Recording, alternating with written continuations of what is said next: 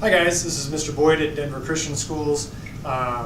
Just going to introduce you to the Activ Hub, the Activexpressions, and potentially the Activote, depending on the response clicker system that you've got available in your classroom. You can also use the Activ Hub to connect to the wireless tablet. So if you're using one of those already, that means you have an Activ Hub installed in the top of your Promethean board. You might see the little antenna sticking out there. If you haven't got one yet, I'd recommend that you stand on a chair or lower your board down as low as it can go if you're using one of those type of models, and just insert it with the antenna toward the left side of the board, right down inside of there like that, and it will show up on the control panel for the ActivInspire software up in either in the upper right-hand corner of your Macintosh or down in the lower right-hand corner if you're on a Windows PC. We're going to talk about some quick tips and tricks for making sure that your technology is ready to go, and then some handy functions within the software for building lessons, and just some, again, nice tips and tricks for making things run a little bit more smoothly. But number one, you want to make sure that your hardware is running correctly. You've got the drivers and the software updated, and then of course we're going to go over some ways to make sure that your devices work, and even some strategies for when perhaps the technology breaks down or fails, because we all know that that's what happens.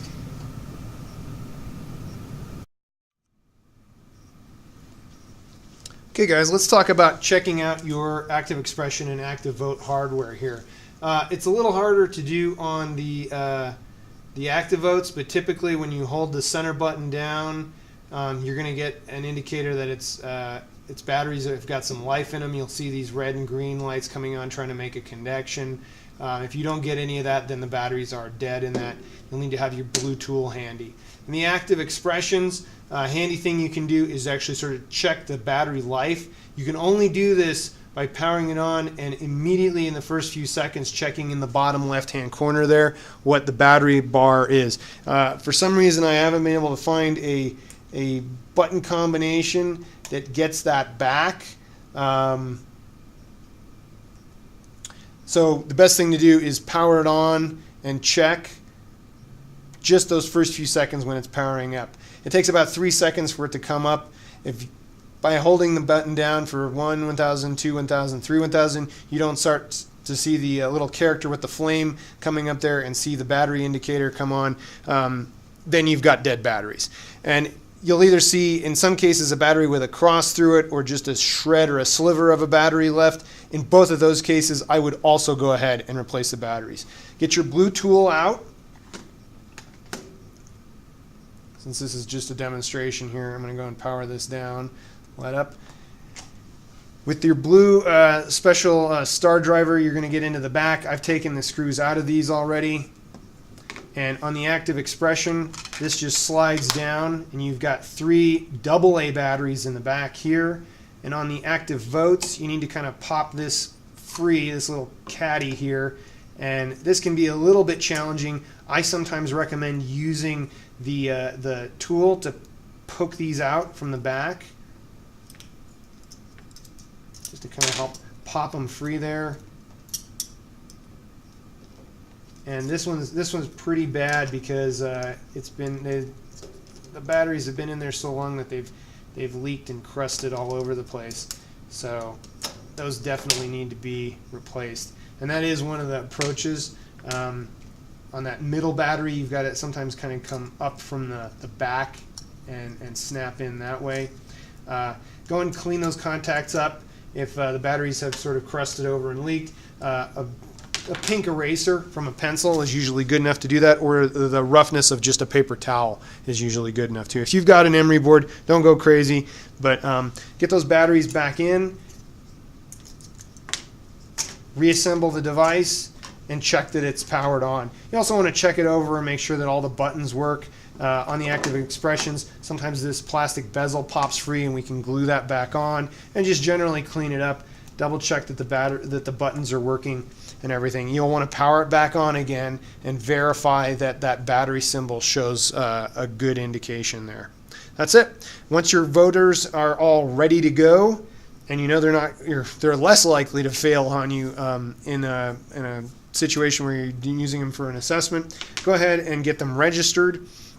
We'll cover that next. I also really recommend having a couple extras. Don't have just barely enough for your class. Typically you want to have enough for the class and 2 spares. Maybe one that you're using as an exemplar and another one as a spare. So if someone's does die, you're not going through this whole process of changing batteries right in the middle of something or saying, forget about it, you just won't do it this time. No, you've got a spare right there ready to go that's registered. You power it on, hand it to them, and you just know that for that class period, they're going to be spare number 1 or spare number 2 or something like that. So get your hardware checked out, and then we'll be ready to register those and make some lesson plans. Okay guys, let's talk about updating your software. You need to probably do some updates in order for your response clickers or anything with your Activ Hub for that matter and for it to work. You'll need to check in ActivInspire and verify what version of the software you're running. First of all, if you don't see the new class flow, you're definitely running an older version, but you can verify that by going to ActivInspire, About ActivInspire, and seeing the version right here. Now this is November of 2015, and 2.4 is one of the latest versions. You may have 1.8 on your re-imaged laptop, and so you'll need to get at least a version up in the 2.0 category in order to use some of the new features of the voters and use your Activ Hub correctly. You'll also want to check your driver software. You can do that by going to the control panel in the upper right hand corner of a Mac or in the lower right hand corner under the quick links on a PC. Under control panel, in the hardware tab, you'll see the driver version, and many people have got a version maybe say back around 5.8. I'm running 5.11 because that came bundled with the 2.4 software update, but there is in fact an even newer driver, 5.12, right now in November of 2015. So we'll need to go get that, and where you'll go is to Promethean Planet, PrometheanPlanet.com, and you can register and log in, and once you do that, you can go to Support, go to Software, ActivInspire, and when you're logged in, you'll be presented with some other options here for Windows, Macintosh, and Linux. You'll have both the option to get the driver, the software itself, and a resource pack. Right now, most of us aren't getting the resource pack because it's very big and takes a long time to download. Yeah, it has some handy stuff in there, but you can get it later. For right now, just get the software. It's usually the bottom option, then there's the resource pack, and then the driver up above. You can also come over here in the list and get those things individually, but like I said, the driver comes packaged with the latest software, and it's usually good enough. Once you're done there, you can log out of that and close that. We'll come back to class flow in a little bit in a separate tutorial or lesson. It is something that you can sign up and do sort of online versions of the things that you're doing in the cloud. The things you do in the classroom, you can mimic in the cloud here. And it's handy because it will take advantage of your Google login credentials, so you don't have to create anything new or unusual there. I wish that Promethean Planet did that.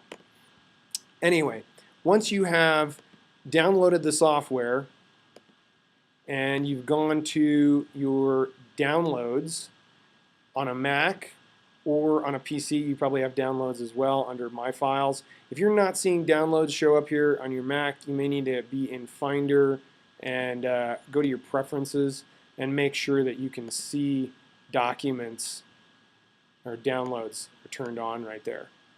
Okay? But in your downloads, you're going to find your DMG file. Now I have the Windows executable, the driver, and the Mac executable installer here. I'm going to put all of these in a shared Google Drive. So if you don't go to Promethean Planet and get registered, you should have at least the latest couple versions of the software and driver in a place where you can get to them normally that way as well. If you're on a Mac, you want the DMG file, you'll install that. And here's the important thing. you'll need to close your ActivInspire software, and you'll need to look in your control panel, and you'll notice that the old software version is probably still there. Mine was 5.8, and the only way it changed to 5.11 is that I had to restart the computer.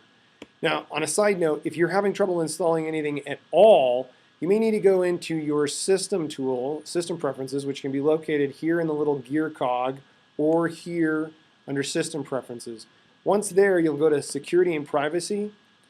And the reason you may be having difficulty installing things is that you have Mac App Store only or Mac App Store and Identified Developers only switched on here. That will prevent other types of software from installing, and you need to unlock it, provide your credentials, and then switch it to anywhere before locking it back again. That will allow you to definitely install the drivers and the new ActivInspire software version. Once you've done that, you're going to restart your computer. When you come back in, we'll be ready to connect with the USB and the projector to the machine. Then we will register the voters, and then we will build a lesson. Okay, hey guys, let's talk about the Activ Hub. This is the wireless hub that allows signal to come in from either your wireless tablet or from your Activexpressions or Activotes.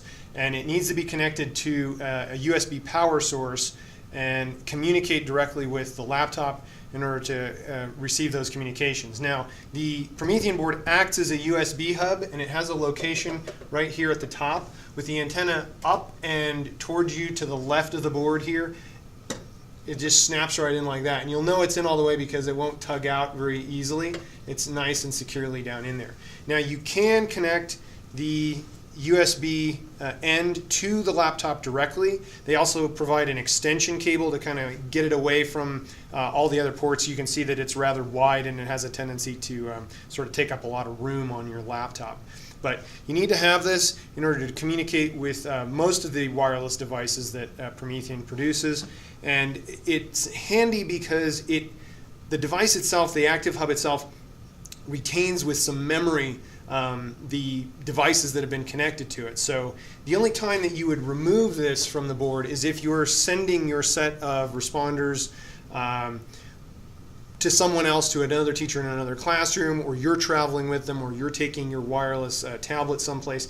You need to take this device out and take it with you because the wireless devices are actually registered and paired with this hub. They're not paired with your computer, they're paired with a hub. And that's meant to make them something that people can kind of travel about with and use in that way. So unless you're doing that, keep it in your Promethean board and just leave it there so it doesn't get lost in a drawer or back behind something. It's a really important, it's a particularly important piece of equipment for this whole process, and we do always appreciate keeping track of those. Okay, when you're ready to connect your Promethean board to your laptop, you're going to need both the USB connection and the video connection. The USB connection can now carry the audio as well, so you won't have to use the audio jack port with the sort of headphone style audio connector. This will take care of audio as well. You'll know that it's working partly because you need to check on the back side, or the left side of your board and hit the red button that turns green. That actually activates the speakers, and then you'll be able to get sound output there. We'll also talk about setting that in the software as well, so it's the default sound device. So you'll plug in your board, and if you're on a Mac, you're going to use one of these white adapters here to go to the Thunderbolt port, which is a mini HDMI. If you're on a PC, all you'll use is the VGA adapter directly to your laptop. We will be getting some HDMI and mini HDMI connectors for much newer laptops and even some of the types of tablets and things that are out there. So I'm going to connect that, and you'll see that it resizes the screen and then should start to connect to your board. Okay, by now you should have checked out the hardware that you're going to use for both the Promethean board and the Activexpressions. You've changed the batteries, You've updated the drivers and firmware software. You've updated the software for ActivInspire. And you can verify some of that by going to opening ActivInspire and going to About ActivInspire and seeing there that the software version is up to date. This is November of 2015, so 2.4 is pretty much the newest version there. And in your control panel, up in the upper right on a Macintosh, or in the lower right mini bar there on mini kind of quick links on a PC, you can see that we're in driver version 5.11. There is a slightly newer version, version 5.12, but this came paired with 2.4, so I know it's going to be compatible with it. That's just fine. You'll know you're also on the newest version of ActivInspire because you'll see this class flow showing up over here now. All right. Again, you should have your Promethean board connected so that you can see your Activ Hub showing up, and it may have some devices already registered to it. We're going to deregister those and register some new ones, partly because they tend to, the kits and the hubs have a tendency to get mismatched. If you know you've already done this before, then you can skip this step, but I want to make sure that the students in my classroom are registered to this device. Remember, the device holds on to the memory of the devices, not your laptop.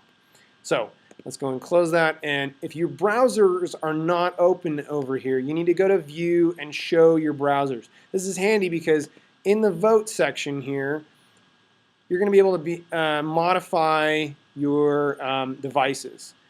So here is the Activ Hub, and here are all the devices that the Activ Hub has registered to it. You might have a slate. You may have some expressions already registered to it, but they're not the ones currently in your possession. And if you want, you can clear just those by hitting Remove All, or if you don't have any of this other stuff, go ahead and just clear everything. Okay? Now, with my Activexpressions on, again, I've checked my batteries and everything like that. What I want to do is register some devices. And I'm going to register them one at a time, and I'm going to put the name in them. It is possible to allow students to put their names in, but I got to tell you, in my experience, the best thing is for the teacher to put the names in or the number in that is assigned to certain students, and they make sure it gets to that person. It takes an awfully long time for students to go through that process, and you just don't have that kind of time when you want to use these. It works best to name them first and then hand them out. It takes far less time, and you definitely know who's getting which device. You don't have anybody putting funny names in there, or two people trying to use the same name, or trading devices, or whatever the case might be. So you hand them out already registered. Saves time every time. I'm going to register one at a time, even though I have multiples that I want to do, and I'll show you why. I'm going to hit Next. Here is the code that I'm going to enter for my first device. So I'm going to go on the device to Menu, on the bottom right-hand corner of the device, and in the upper left-hand corner, hit Register, and I'm going to enter in this FAD code. It generates a new code every time, so only that device is going to get registered. So here we're going to put in F, A, and D, and it's going to take a moment to communicate with the board, and it's pretty much on rails here and automatic. I don't have to do anything else. There we go. That first one has been registered. And I like a naming scheme that is something indicative of who should be using the device, because when we're using them, or when we're measuring responses, I can look and I can see who hasn't responded. If I have a numbered device, I've got to go look up in a lookup table on a little page of paper or something nearby. Oh, device number 24, that's Joe. Wait, Joe's not here. Who's responding for Joe? They've got the wrong clicker. Or, oh, okay, Joe's not here. I shouldn't expect one of those. Or Alan, you're taking a really long time to respond. I already responded. Well, who's got Alan's clicker? Okay, if you've got them numbered and not named, you're going to be spending, again, time looking that up. I really like meaningful names. You may have multiple classes a day and multiple students coming in. You're going to need to be a little bit creative. You might need to use initials based on the class period. You might want to use some numbers. You've only got 14 characters, so you can't put in long names. You'll run out of room. If you've got just a few classes you want to use these with, you might say first block, I have a John, and second block, I've got an and third block, I have a Pete. See, I don't get that last character, but that's still pretty handy information, okay? Again, if I really needed to, I could go 1, you know, there's John, 2, there's Ann, 3, there's Pete, okay? Be creative, but if you're going to use numbers, have that lookup table handy because you're going to need it, I guarantee you. The names, you'll know exactly who you're expecting to see the response from. I'm going to register that device. You'll see on the device it will also change the name. If it doesn't, you got to turn it back on. And once it begins communicating, it will make that name change. There we go, just like that. Automatically. I'm going to register another device here. Again, just one, not using any of this student doing the naming. Hit next. This time I get a new code. I'm going to go to menu on my device. On the bottom right hand corner, upper left hand corner, hit register, and I'm going to enter the new code. B, C, D, and hit finish.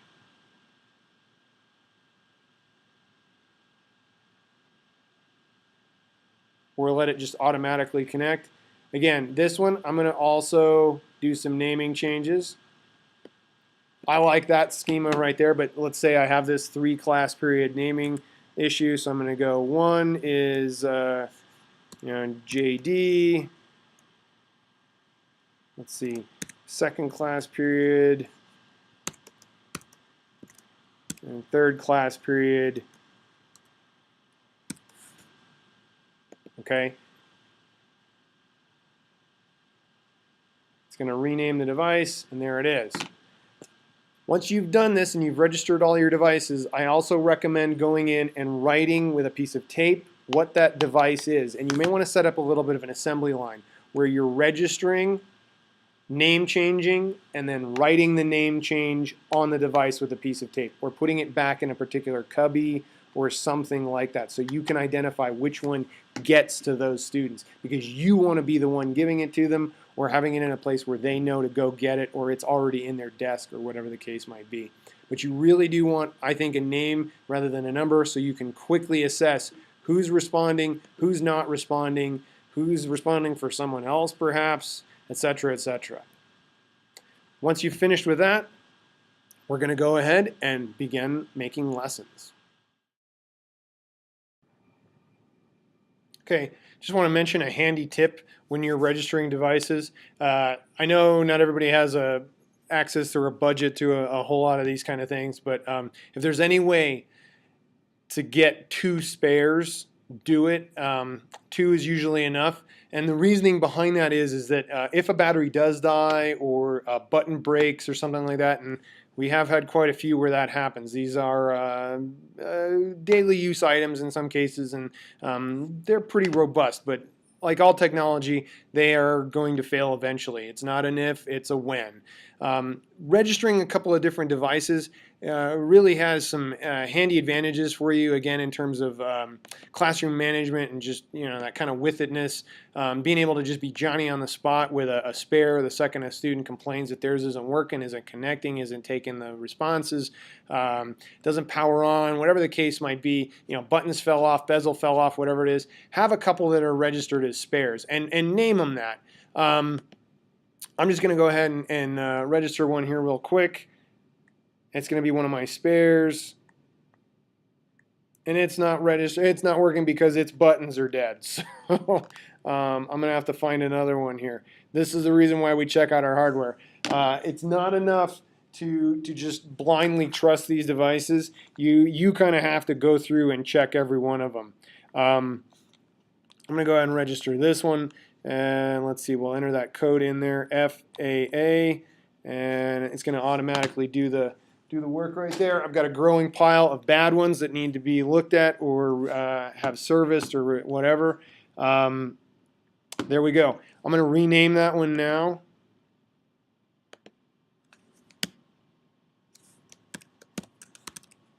spare number 1.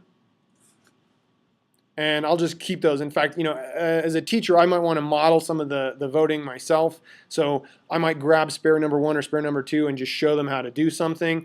But then again, if a guest student comes in, or you've got something goes wrong with one of the other students, you've got a spare, you just grab it, power it on real quick, and you're right back in the mix doing things. You're not getting out the blue tool and changing batteries or any of the rest of that stuff. You're not giving someone an out and saying, oh, sorry, bummer, I guess you're just not going to participate in this. Have 2 spares. Handy tip.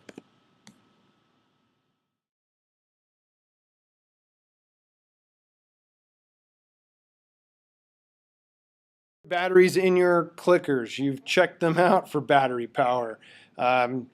You've connected your Activ Hub. You have, let's see, you've updated your software, your drivers. You've restarted your computer so the software and the drivers took.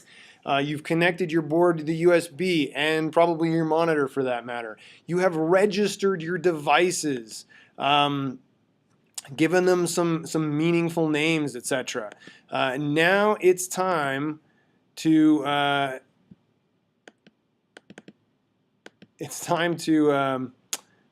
test out your quiz making ability, and we're going to do one of the 2 simple versions of quiz making. There is a longer version which involves inserting questions that you pre-make, and this is really building a quiz in advance of a lesson. All right. The simpler version, which is the on-the-fly sort of spot assessment, is the express poll. You'll use that here by hitting this little question mark. This is great because it stays up over the top of websites. You can see it here. And if you're on BrainPop, or you've just gone and you've found some pictures and you're saying, what is this? Is this a picture of cubism? Yes or no, true or false? Is this a, A, B, or C? This is an example of perspective drawing or vanishing lines or something else. This animal is a carnivore, an omnivore, or an herbivore. And you've just found some pictures on the internet and you're just asking those questions real fast.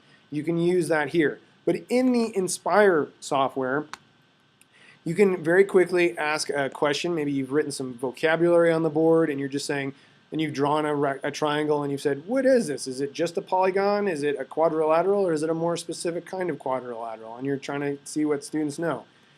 Now, I know I just had options A, B, C, D, but you do not want A, B, C here.